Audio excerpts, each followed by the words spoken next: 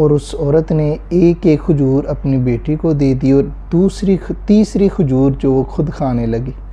تو بیٹیوں نے جلدی جلدی وہ کھجور اپنی اپنی حصے کی کھا کے پھر ماں کی طرف دیکھا، تو ماں نے اپنے حصے کی کھجور کو بھی 2 حصوں میں تقسیم کر کے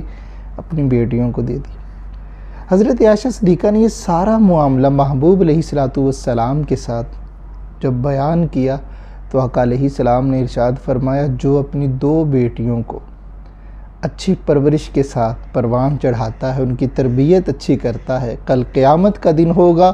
وہ بیٹیاں اس اللہ کے بندے کو اور یا اس اللہ کی بندی کو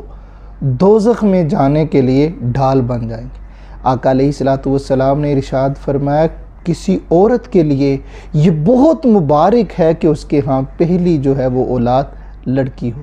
لڑکی والوں کو کبھی برا مت سمجھو۔